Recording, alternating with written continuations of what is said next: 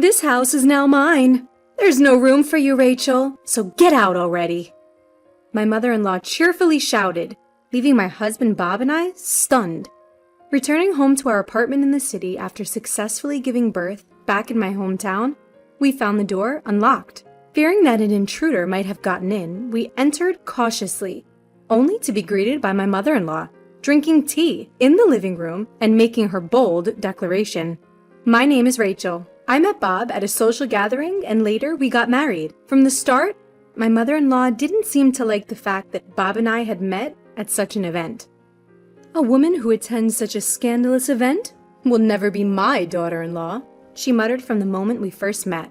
But I silenced her with a smile, saying, "But Bob also attended that scandalous gathering, you know."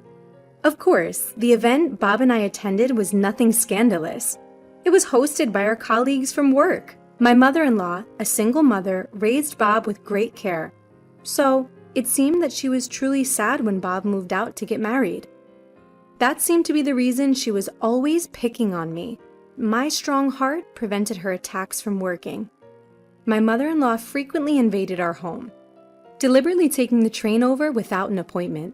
As a salaried worker who only goes into the office about once a week and works from home the rest of the time, I couldn't ignore her persistent doorbell ringing and door knocking, especially considering the nuisance for the neighbors. Bob, whose job requires him to go in every day, is not at home during the day. My mother-in-law, calculating the time when her beloved son Bob isn't around, comes to our house and constantly complains to me. She complains about dishes piling up in the sink, about the laundry accumulating. She goes through every room without hesitation. And when she comes over and complains whenever she sees household chores being done, casually.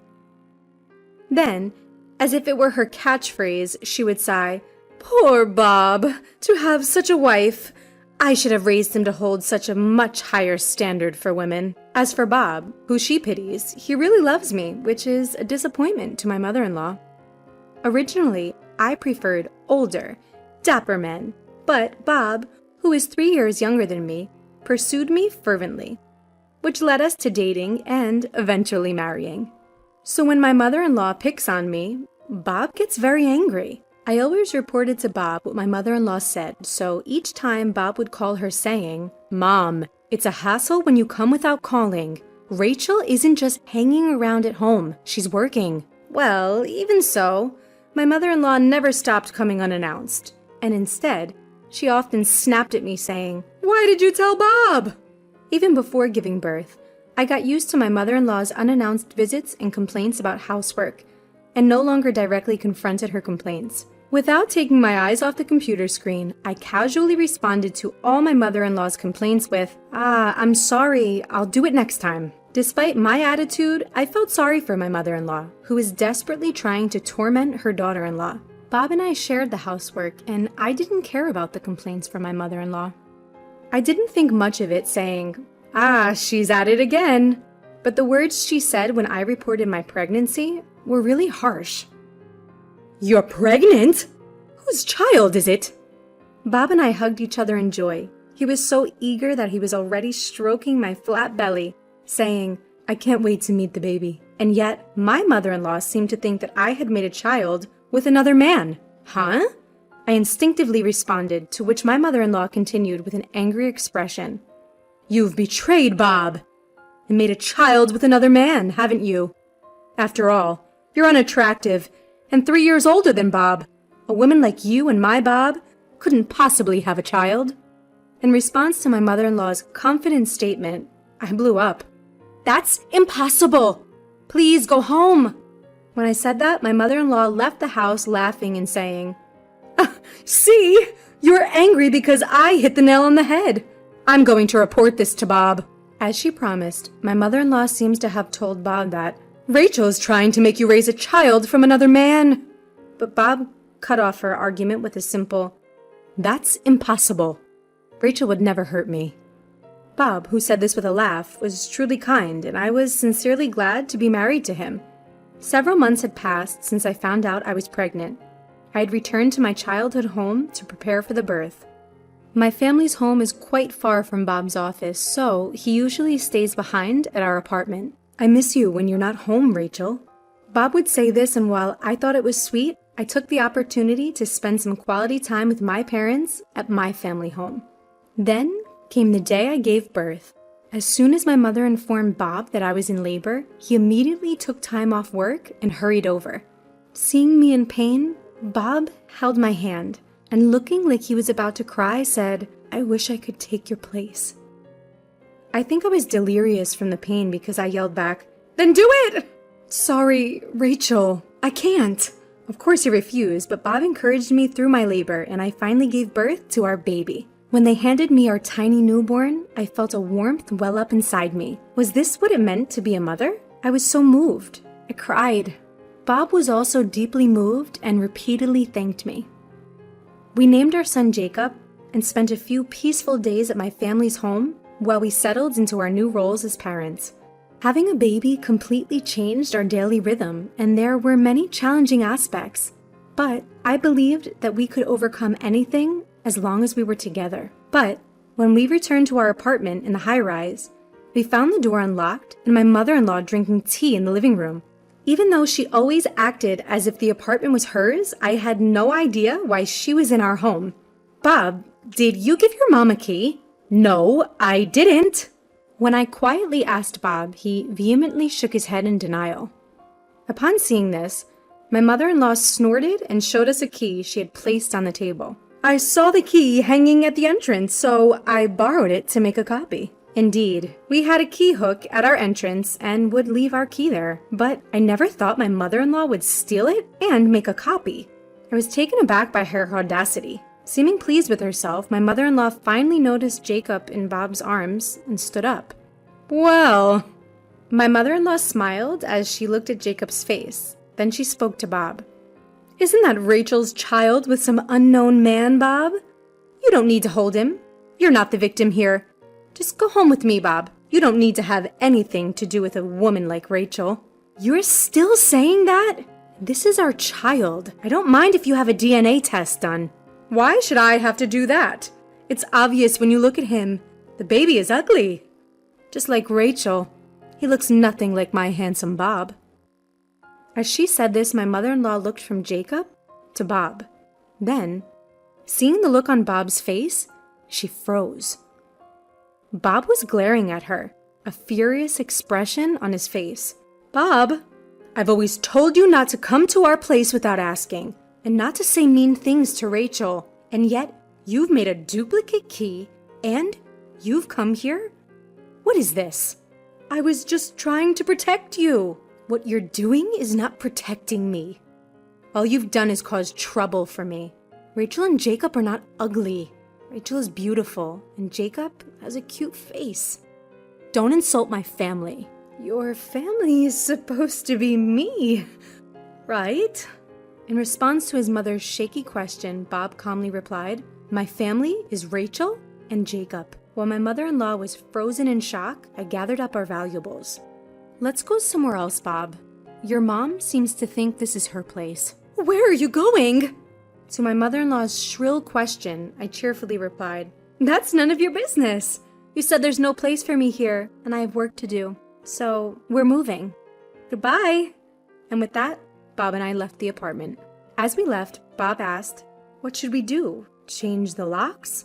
But considering that we were about to start raising Jacob, I didn't think I could stand living in a place where my mother-in-law could drop in unannounced every day. No, let's move. We'll sell that house for now. We might just rent a weekly apartment. Upon agreeing with my proposal, Bob and I temporarily moved into a weekly apartment. During that time, Bob and I rented an apartment in a new condominium, and so we began moving out of the house my mother-in-law insisted was hers. She truly seemed to believe she could occupy the room in the tower residence where we used to live, and showed a confused expression when I let the movers in, exclaiming, "What's going on?" "This room you might think is yours, mother-in-law, but it's a house that Bob and I bought. The ownership of this house is Bob's, so you don't have any legal ownership, mother-in-law. Bob has decided to sell this house, so it would be better for you to find a new house soon." I said this while holding Jacob. Watching Bob give brisk instructions to the movers, my mother-in-law turned pale. Because she could just return to her original house, I was wondering why she was so panicked. But my mother-in-law answered my question with her next words. "I have nowhere else to live but this house. I have already terminated the contract for my previous house." The apartment where my mother-in-law lived was a rental. I was surprised that she had terminated the rental contract to live in this room. Bob, who had been listening to the conversation from a distance, was also surprised. My mother-in-law begged Bob and me, saying, "Please let me live in the house." But Bob didn't allow it. As a final act of filial piety, Bob gave my mother-in-law a little money and told her, "You should be able to get back on your feet if you rent a room with that money."